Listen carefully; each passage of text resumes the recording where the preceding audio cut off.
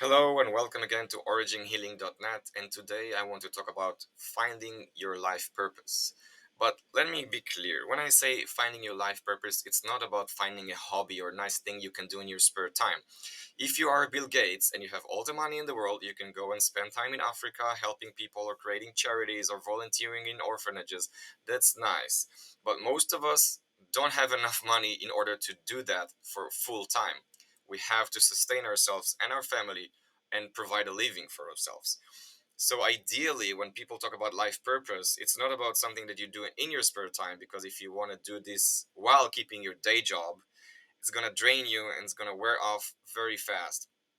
Because if you really want to do something that brings you joy and fulfill your dreams, you cannot just do it 10% of the time.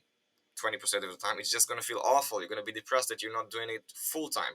And if you want to do something full time, then I hope you get money for it so you can continue doing it and developing and evolving it, since it's your career or your business or some kind of NGO model that you're operating from. But money has to pour in order for the machine to continue. If you want to build something, right, if you want to create a dream that fulfills itself and manifests in reality, and unfortunately in this physical reality we need to make money. So I see no contradiction, and I see how most people, when talk about these things, have eventually find a way to combine the dream and the job, the career and the fulfillment, the joy and the inner calling that is calling them to fulfill it in this physical reality. So in this video I want to follow 5 components that I think are super crucial if you want to have a purpose and a vision, and combine it so you can manifest it and realize it in this physical reality, and not just in your head, not just in your heart, not just in your dream, but actually something tangible. So the first thing I want to talk about is component number 1. You can call it fire, you can call it desire, you can call it passion, but without it we basically have nothing. There's no fuel in the engine. There's no motion starting to start this journey and to go and find the purpose, or if you already have your purpose, to go and build it. Because usually I think one of the best reasons I can give you is that when we are young, our fire and desire and passion is always being smashed or shut down or silenced by our parents. And it can be for good or for bad, because if we have something that doesn't fit with our family structure, with the cultural structure, with the social structure, usually because our parents want to save us from trouble and guard us from mistakes and failure, they will want to either shut it down, silence it. In worst extreme cases, maybe they want to punish us from doing something that they think is inappropriate, or they think that will cause us not to be aligned with the culture or society. And sometimes they do it by praising something else. So let's say you're really good in doing A, but they think that doing B will be much more beneficial for you in the future. They will just praise you for doing B, B, B, and B, B, B, and praise you and praise you. So you forget about A. It's not important. It's not for you. It's not ours. It's not our society. It's not our culture. It's not our family. This you can keep for your hobby, but B, this is where we praise you. And as I said, also it can be like, if you do A, we're gonna punish you with B, so you shouldn't do A, right? So these things, we get them from our parents, our grandparents, our brothers and sisters, our teachers when we're young, and we get stuck with these. So we cannot really feel and tap into our desire and passion and in our intuition and inner calling that's saying us, you should do this, you really should do this. And it's being suppressed and suppressed and silenced under all of these layers until we cannot hear it anymore.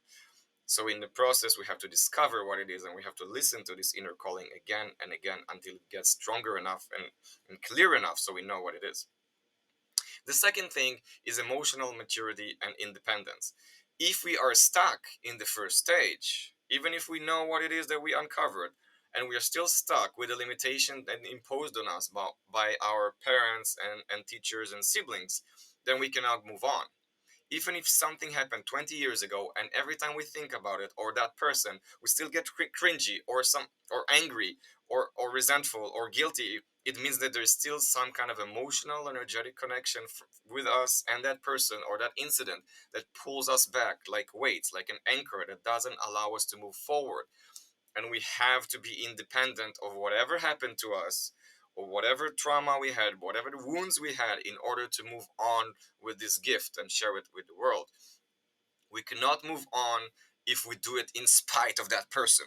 We cannot move on if we do it because they made us, angry, and they made us who we are, and now we're gonna show them, we're gonna show everybody, because still it means that we are connected with this wound, and we're connected with this trauma and that person sucking our energy instead of just focusing on what we really want to do for ourselves, regardless of what happened, regardless of any other person. The third thing is having a clear vision. And when we talk about vision in the spiritual realm, we talk about the third eye, right? But I see it in a two part. So we have maybe visions in our mind of what we want to do, but this, it doesn't connect with the heart. We don't feel it. We don't really, we have nice ideas, but it's just ideas, just thoughts, just technical. We don't feel the excitement in our bodies, so we never follow through because we always feel it's like 50%. It's nice, but I don't know, I don't feel it. These people who are like having amazing ideas, but they never follow through, just waste an energy, waste of mental capacity, just goes to hell because it doesn't go down to the heart. And it can happen in the opposite way. We might feel something really strong, we have this fire and passion, but when it goes to the head, it gets silenced by this rational, logical mind that's saying, "Nah, that's not possible, that's too difficult." So again, it's because our care bringers, our parents, our siblings, or significant others, when we were young, they had to, you know, silence this. If we were too rational, if we were had too many dreams, if we have too many visions and too many ideas and too many thoughts, maybe they wanted to, control it so we don't go crazy with talking and talking and thinking so much and not doing anything. And this, okay, maybe they try to silence this. Or maybe if we had desires and passions, without any rationality, without any logical, and we would do crazy things, they would want to silence this and keep this. And of course, everything is a defense mechanism. They wanted to keep us safe from making mistakes and failing. But eventually, there's no connection between here and here, and we cannot make 100% commitment of a vision that we see and feel. The fourth thing is having a mature ego. Because as I said, being resentful or angry or greedy about something that you want to do just because in your childhood somebody pounded this dream into you, or this title, or this career path, or this, you know purpose that your family had, or your social structure have, or your culture have on you, then you have like full power, ego driven, achieving something just to please this old memory, or just to please somebody else, or just to be in some kind of status. So your ego feels really good because you're achieving, and maybe you're honorable and dignified for that. Maybe you're praised for that. Maybe you have lots of money for doing something. And then, after a few years, after a few months, maybe after a lifetime, you look back and you realize it's not me. I didn't do it for myself. I don't know who I did it for. It's not worth it. It's not what I wanted to be, or it's not what I wanted to become. I mean, I don't want this anymore, because your ego was driven by somebody else's ideas and visions and motivations.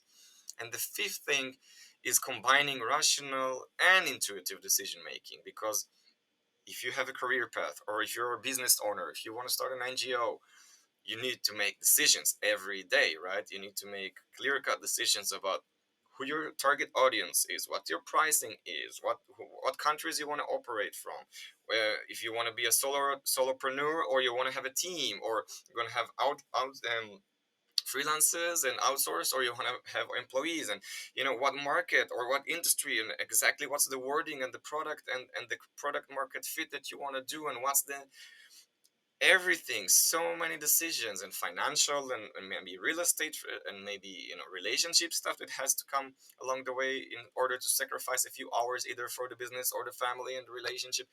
All these decisions you have to do, of course, rationally in your field of interest and in your industry.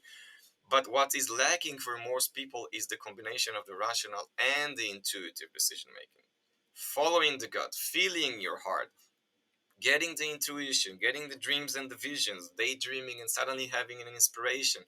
All of this usually is being silenced and kept small, because in our world we need to, wake up, earn our living, study, go to school, go to university, get married. Everything is already preset for us, and if we start having too many inspirations and intuitions, then we can get off the course of civilization, and get lost and make mistakes and fail. So again, if we don't know how to listen to our gut feeling, and we don't know how to listen to signs from the universe telling us this is it, go for it, even if it's scary, the universe is telling you go for it.